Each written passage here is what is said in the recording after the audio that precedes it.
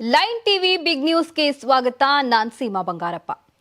DK ಗಲಾಟೆಯಲ್ಲಿ ಸರ್ಕಾರ ಯಾವತ್ತೋ ಬಿದ್ದು ಹೋಗ್ಬೇಕಿತ್ತು ಅಂತ ಎಂಎಲ್ಎಗಳೆಲ್ಲ ಕಾಯ್ತಾ ಇದ್ದಾರೆ. ಡಿಕೆ ಶಿವಕುಮಾರ್ಗೆ ಪಂಗ್ನಾಮಾ ಗ್ಯಾರಂಟಿ ಅಂತ ಆರ್ ಅಶೋಕ್ ವ್ಯಂಗ್ಯವಾಡ್ತಿದ್ದಾರೆ. ಇನ್ನು ಕುರ್ಚಿ ಕಾಳಗಕ್ಕೆ ಹೈಕಮಾಂಡ್ ಫುಲ್ ಸೈಲೆಂಟೇ ಆಗಿ ಹೋಗಿದೆ. ಡಿಕೆ ಶಿವಕುಮಾರ್ ಸಿಎಂ ಆಗಿಲ್ಲ ಅಂದ್ರೆ ರಾಜಕಾರಣವೇ ಬೇಡ ಅಂತಿದ್ದಾರೆ ಶಾಸಕ ಇಕ್ಬಾಲ್ ಹುಸೇನ್.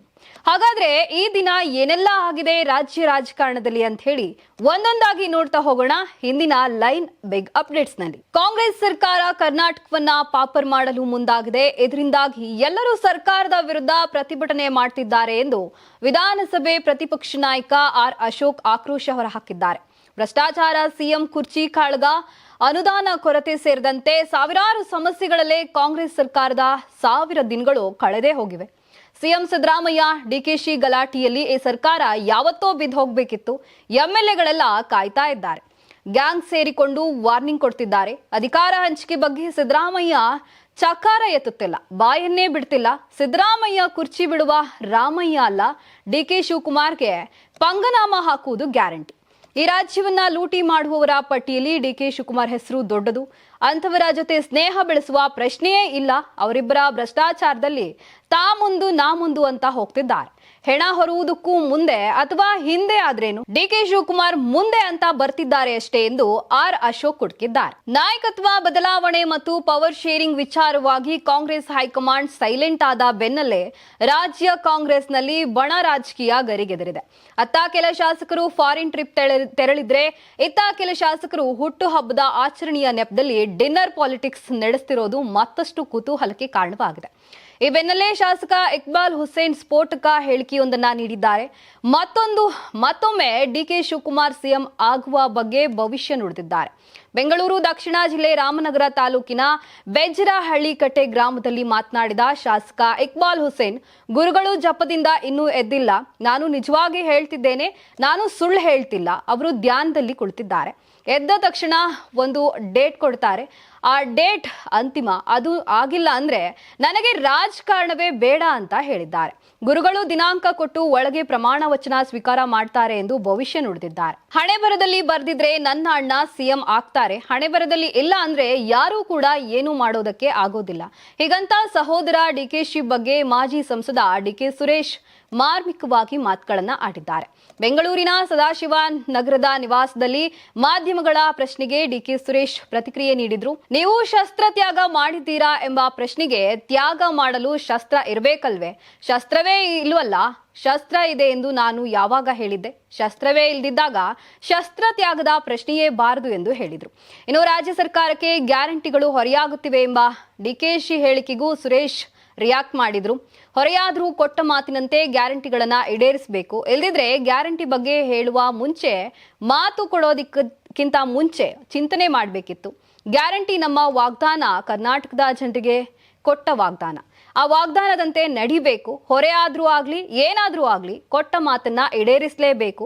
ಈಗ ಮಾತು ಕೊಟ್ಟಾಗಿದೆ, ಅದರಂತೆ ನಡೆದುಕೊಳ್ಬೇಕು. 5 ವರ್ಷಗಳ ಕಾಲ ಏನೇ ಕಷ್ಟ ಆದ್ರೂ ಗ್ಯಾರಂಟಿಗಳನ್ನ ರಾಜ್ಯದ ಜನರಿಗೆ ನೀಡಲೇಬೇಕು ಎಂದು ಡಿಕೆ ಸುರೇಶ್ ಒತ್ತಾಯಿಸಿದ್ದಾರೆ. ರಾಜ್ಯ ಕಾಂಗ್ರೆಸ್ ವಿರುದ್ಧ ಹಿರಿಯ ರಾಜಕಾರಣಿ ಕೆಎಸ್ ಈಶ್ವರಪ್ಪ ಕೂಡ ಬಾಗಲಕೋಟೆಯಲ್ಲಿ ಹರಿಹಾಯ್ದಿದ್ದಾರೆ.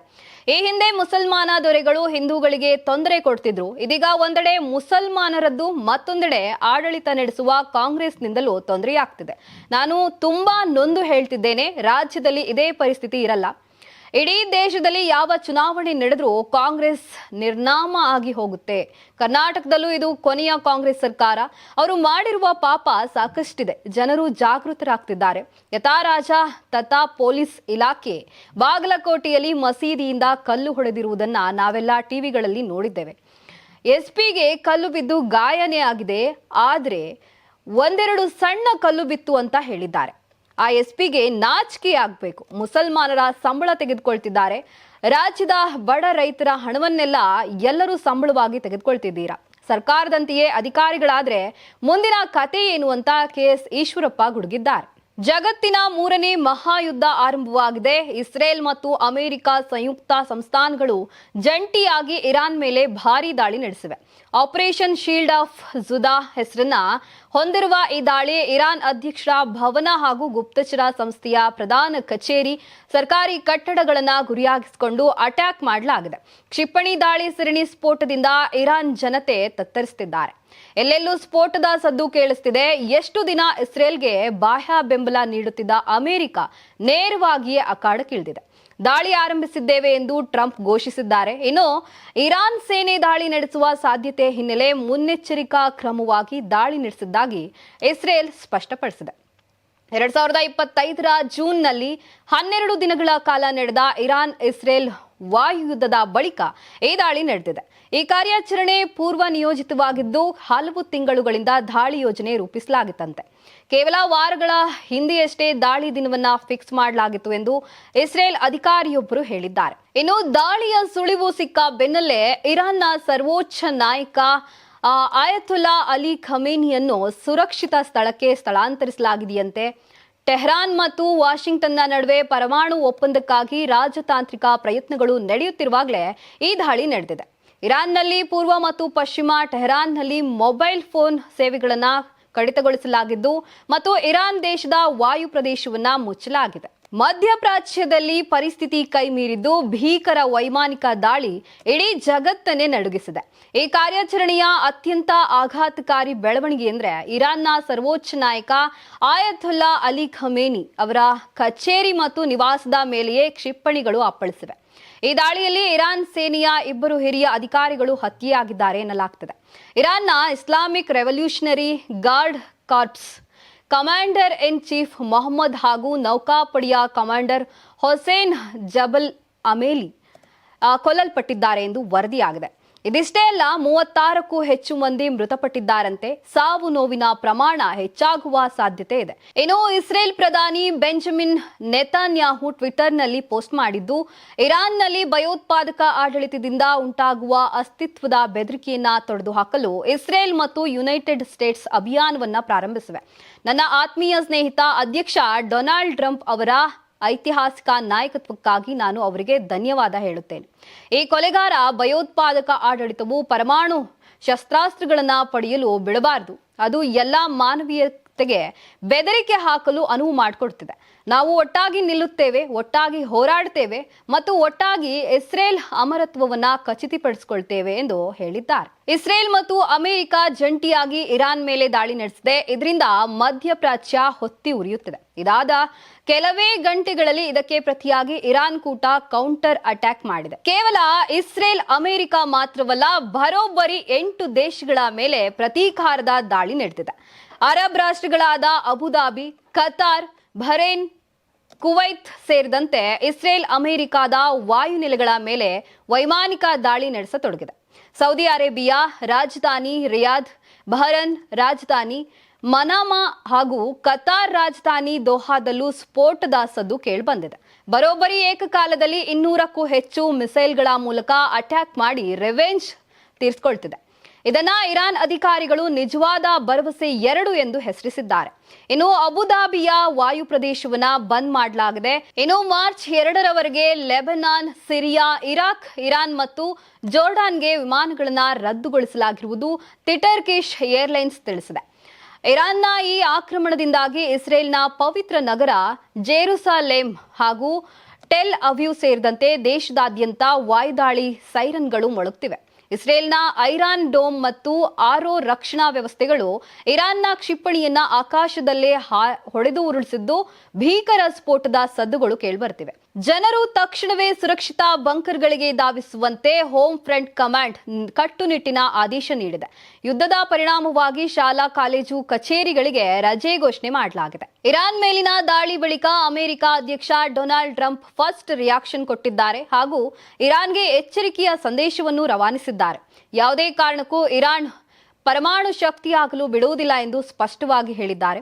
ಅಮೆರಿಕ ಸೇನೆಯು ಕೆಲವು ಸಮಯದ ಹಿಂದೆ ಇರಾನ್ನಲ್ಲಿ ದೊಡ್ಡ ಪ್ರಮಾಣದ ಮಿಲಿಟರಿ ಕಾರ್ಯಾಚರಣೆಯನ್ನ ಪ್ರಾರಂಭಿಸಿತ್ತು. ಇರಾನ್ ಆಡಳಿತದಿಂದ ಉಂಟಾಗುವ ಬೆದರಿಕೆಗಳನ್ನು ನಿವಾರಿಸುವ ಮೂಲಕ ಅಮೆರಿಕದ ಜನರನ್ನ ರಕ್ಷಿಸುವುದು ನಮ್ಮ ಉದ್ದೇಶವಾಗಿದೆ. ಇರಾನ್ ಕ್ರೂರ ಮತ್ತು ಅತ್ಯಂತ ನಿರ್ದಯ ಜನರ ಗುಂಪು. ಅದರ ಅಪಾಯಕಾರಿ ಚಟುವಟಿಕೆಗಳು ಯುನೈಟೆಡ್ ಸ್ಟೇಟ್ಸ್, ನಮ್ಮ ಪಡೆಗಳು, ವಿದೇಶದಲ್ಲಿರುವ ನಮ್ಮ ಮಿಲಿಟರಿ ನೆಲೆಗಳು ಮತ್ತು ನಮ್ಮ ಮಿತ್ರ ರಾಷ್ಟ್ರಗಳಿಗೆ ನೇರವಾಗಿ ಬೆದರಿಕೆ ಹಾಕುತ್ತಿವೆ ಎಂದಿದ್ದಾರೆ. ಇರಾನ್ನಲ್ಲಿ ಆಡಳಿತ ಬದಲಾವಣೆಯೇ ನಮ್ಮ ಉದ್ದೇಶ. ಈ ನಿಟ್ಟಿನಲ್ಲಿ ಇರಾನ್ ಅಮೆರಿಕ ಪ್ರಮುಖ ಯುದ್ಧ ಕಾರ್ಯಾಚರಣೆ ಪ್ರಾರಂಭಿಸಿದೆ ಎಂದು ಟ್ರಂಪ್ ಹೇಳಿದ್ದಾರೆ. ಇನ್ನು ಶಸ್ತ್ರಾಸ್ತ್ರಗಳನ್ನ ಕೆಳಗಿಡಿ ಇಲ್ಲವೇ ಸಾವನ್ನ ಎದುರಿಸಿ ಎಂದು ಇರಾನಿನ ಸೈನಿಕರಿಗೆ ಟ್ರಂಪ್ ಎಚ್ಚರಿಕೆಯ ಸಂದೇಶವನ್ನ ರವಾನಿಸಿದ್ದಾರೆ. ಅಮೆರಿಕದ ಹಿತಾಸಕ್ತಿಗಳ ವಿರುದ್ಧ ದಶಕಗಳಿಂದ ಟೆಹರಾನ್ ಸಂಚು ರೂಪಿಸುತ್ತಿದೆ. ಇನ್ಮುಂದೆ ನಾವು ಇದನ್ನ ಸಹಿಸೋದಿಲ್ಲ. ನಾವು ಹೇಳ್ದಂತೆ ಕೇಳಿದ್ರೆ ನಿಮ್ಮನ್ನ ನ್ಯಾಯಯುತವಾಗಿ ನಡೆಸಿಕೊಳ್ಳಲಾಗುತ್ತದೆ, ಇಲ್ವೇ ಸಾವು ನಿಶ್ಚಿತ ಅಂತ ಲಾಸ್ಟ್ ವಾರ್ನ್ ನೀಡಿದ್ದಾರೆ. ಅಮೆರಿಕ, ಇಸ್ರೇಲ್, ಇರಾನ್ ಯುದ್ಧ ಹಿನ್ನೆಲೆಯಲ್ಲಿ ಆ ದೇಶಗಳಲ್ಲಿ ನೆಲೆಸಿರುವ ಭಾರತೀಯರಿಗೆ ರಾಯಭಾರ ಕಚೇರಿ ಎಚ್ಚರಿಕೆಯ ಸಂದೇಶವನ್ನ ರವಾನಿಸಿದೆ ಹಾಗೂ ತುರ್ತು ಸಹಾಯವಾಣಿ ಸಂಖ್ಯೆಗಳನ್ನ ಪ್ರಕಟ ಮಾಡಿದೆ. ಪ್ರಸಕ್ತ ವಿದ್ಯಮಾನಗಳ ಹಿನ್ನೆಲೆ ಎಚ್ಚರಿಕೆ ಸುರಕ್ಷತೆ ವಹಿಸಲು ಸೂಚನೆ ನೀಡಿದೆ. ಅನಗತ್ಯ ಓಡಾಟ ಮಾಡದಂತೆ, ಅನಗತ್ಯವಾಗಿ ಮನೆಗಳಿಂದ ಹೊರಗೆ ಬರದಂತೆ ಮನವಿ ಮಾಡಲಾಗಿದೆ.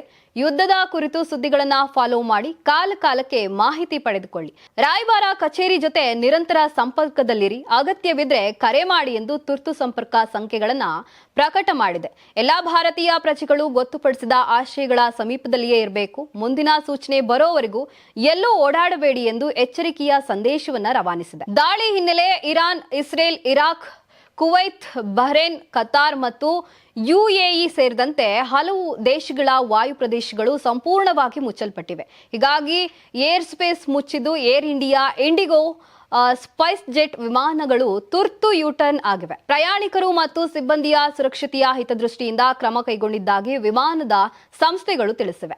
ವಿಮಾನ ಟ್ರ್ಯಾಕಿಂಗ್ ಡೇಟಾದ ಪ್ರಕಾರ air India Delhi, tell Aviv ವಿಮಾನ, ಯುಎಇ, ಕತಾರ್ ಮತ್ತು ಸೌದಿ ಅರೇಬಿಯಾದ ಸ್ಥಳಗಳಿಗೆ ಭಾರತದಿಂದ ಹೊರಟಿದ್ದ ಹಾಗೂ ಬರಬೇಕಿದ್ದ ವಿಮಾನಗಳ ಮಾರ್ಗ ಬದಲಾವಣೆ ಮಾಡಲಾಗಿದೆ.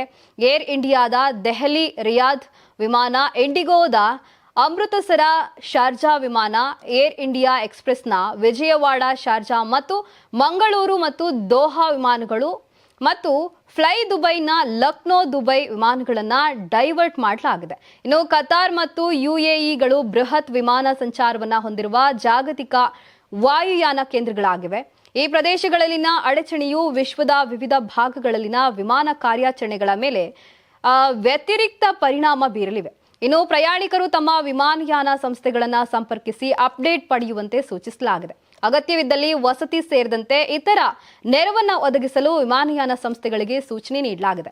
ಇನ್ನು ಕರ್ನಾಟಕದ ಮಂಗಳೂರು, ಬೆಂಗಳೂರಿನಿಂದ ಹೊರಡಬೇಕಿದ್ದ ಮತ್ತು ಆಗಮಿಸಬೇಕಿದ್ದ ಬಹುತೇಕ ಎಲ್ಲಾ ವಿಮಾನಗಳ ಸೇವೆಗಳಲ್ಲಿ ವ್ಯತ್ಯಯ ಉಂಟಾಗಿದೆ. ಇದಿಷ್ಟು ಈ ದಿನದ ಲಯನ್ ಬಿಗ್ ಅಪ್ಡೇಟ್ಸ್ ಆಗಿತ್ತು. ನೋಡ್ತಾ ಇರಿ ಲೈನ್ ಟಿವಿ.